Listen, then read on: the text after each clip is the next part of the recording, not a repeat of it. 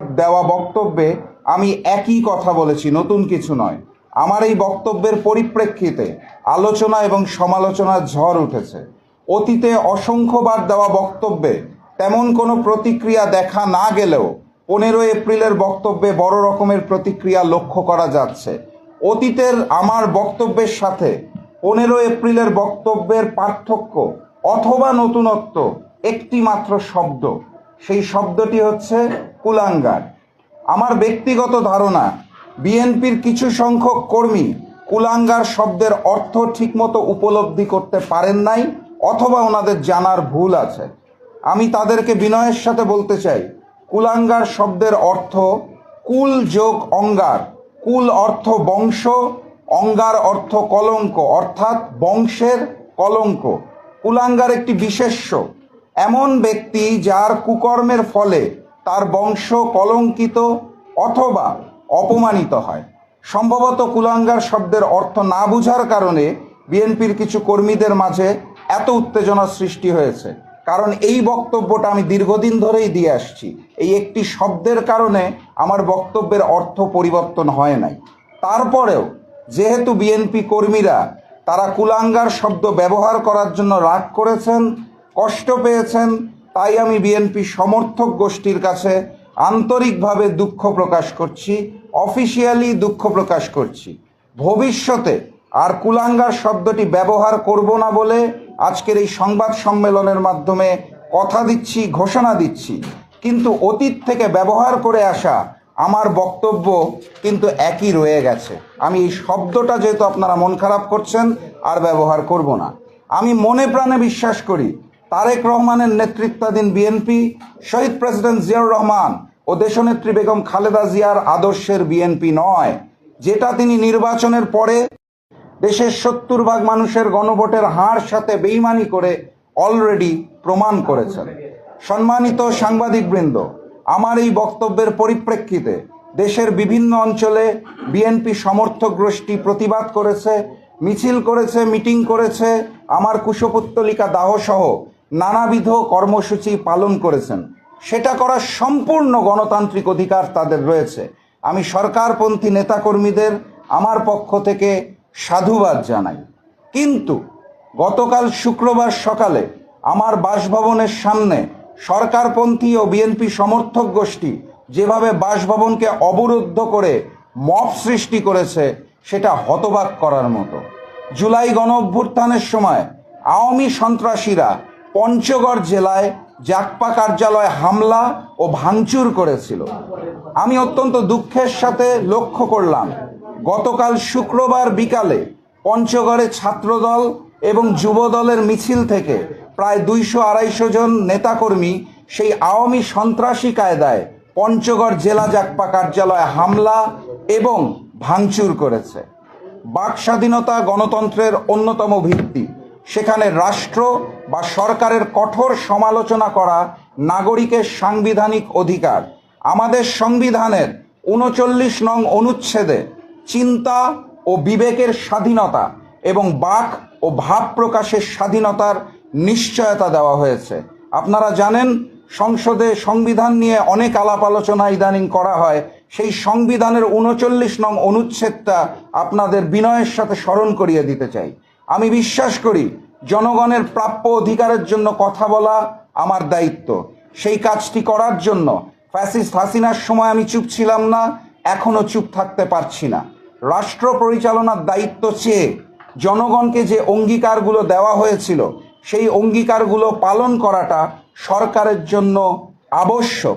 এবং গণতান্ত্রিক দেশে বিরোধী দল হিসেবে যে কোনো ব্যত্যয় হলে তা মনে করিয়ে দেওয়াটাই আমার কাজ, আমাদের কাজ। আমাদের স্বরাষ্ট্রমন্ত্রী বলেছিলেন বাংলাদেশে আর কোনো মব কালচার থাকবে না। জনাব তারেক রহমান দেশে আসার আগে লন্ডনে বসে সোশ্যাল মিডিয়াতে নিজের ব্যঙ্গাত্মক চিত্র শেয়ার করে বাক স্বাধীনতার ঘোষণা দিয়েছিলেন। আমি জনাব তারেক রহমান ও সালাউদ্দিন আহমেদের কথার প্রতিফলন দেখার অপেক্ষায় আছি। সম্মানিত সাংবাদিকবৃন্দ, আমি আপনাদের মাধ্যমে দেশবাসীর সামনে কিছু তথ্য তুলে ধরতে চাই। আমি যেই রাজনৈতিক বক্তব্য দিয়েছি তা শুধুমাত্র আমার বক্তব্য অথবা দলীয় মুখপাত্র হিসেবে জাতীয় গণতান্ত্রিক পার্টি জাগপার বক্তব্য। এর সাথে আমাদের 11 দলীয় ঐক্যের কোনো সম্পর্ক নাই। অতএব আমার বক্তব্যকে যারা জামাত অথবা 11 দলের বক্তব্য হিসেবে প্রচার করছেন, অপপ্রচার করছেন, তারা নিঃসন্দেহে ভুল করছেন। 2, আমাকে বিব্রত করার লক্ষ্যে সোশ্যাল মিডিয়ায় আমার ফোন নাম্বার ছড়িয়ে দেওয়া হয়েছে। অতি উৎসাহী বিএনপি সমর্থকেরা আমার ফোনে সুমধুর মিষ্ট ভাষায় বকাঝকা দিচ্ছেন, অত্যন্ত মিষ্ট ভাষা। একই সাথে নানাবিধ পন্থায় আমাকে হত্যার হুমকি প্রয়োগ করেছেন। জুলাই গণ অভ্যুত্থান পরবর্তী বাংলাদেশে বাক স্বাধীনতার এত চমৎকার উদাহরণ আমরা কেউই আশা করি নাই।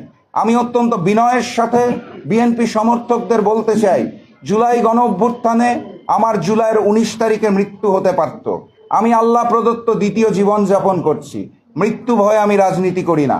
মহান রব্বুল আলামিন যেদিন যে সময় আমার মৃত্যু নির্ধারণ করেছে তার 1 সেকেন্ড আগে অথবা 1 সেকেন্ড পরে আমার মৃত্যু হবে না। 3 নম্বর পয়েন্ট, রাজনীতির সাথে সংযুক্ত না থাকার পরেও শুধুমাত্র আমার সহধর্মিণী হওয়ার অপরাধে সোশ্যাল মিডিয়ায় আমার সহধর্মিণীর ফোন নাম্বার ছড়িয়ে দেওয়া হয়েছে। আমার বক্তব্যের পরিপ্রেক্ষিতে আমার পরিবারের মানুষকে হেনস্থা করা হচ্ছে, যা একটি গোষ্ঠীর রুচিবোধকে প্রশ্নবিদ্ধ করে। 4 নাম্বার, আমার বিরুদ্ধে প্রতিবাদ করতে যে আমার মরহুম দাদা পাকিস্তান আমলের স্পিকার মুসলিম লীগ নেতা গমিরুদ্দিন প্রধানকে রাজাকার বলা হচ্ছে, অথচ বিগত আওয়ামী লীগ বিএনপি সহ কোনো সরকারের আমলে গমিরুদ্দিন প্রধানের নামে এই ধরনের অপবাদ কেউ কখনো দেয় নাই। নতুন বাংলাদেশে নতুন অপবাদ পাওয়া গেছে। 5 নাম্বার, আমার বিরুদ্ধে প্রতিবাদ করতে যে আমার মরহুম পিতা জাগপা প্রতিষ্ঠাতা সভাপতি শফিউল আলম প্রধানকেও রাজাকার বলা হচ্ছে, অথচ ইতিহাস বলে শফিউল আলম প্রধান 71 সালের 23শে মার্চ পরাধীন বাংলার দিনাজপুরে পাকিস্তানের পতাকা নামিয়ে স্বাধীন বাংলার পতাকা উত্তোলন করেছিলেন। তিনি একজন বীর মুক্তিযোদ্ধা ছিলেন। একজন বীর মুক্তিযোদ্ধাকে এই নতুন বাংলাদেশে রাজাকার বানানোর এই মিথ্যা চক্রান্ত নিন্দনীয় কাজ।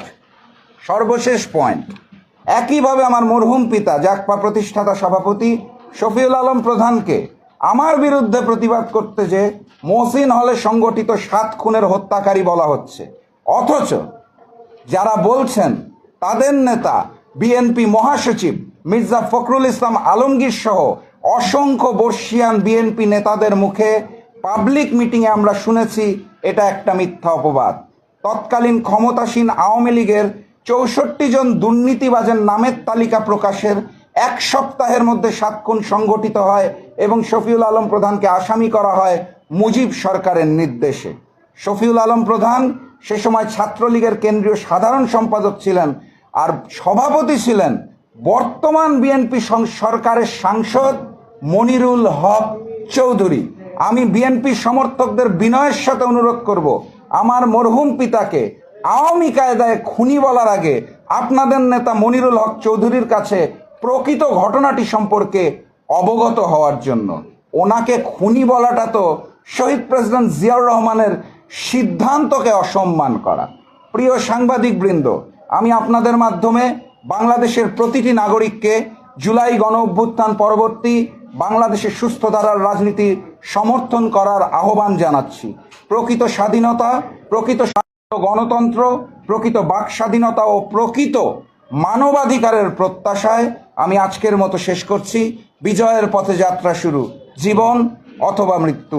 আসসালামু আলাইকুম।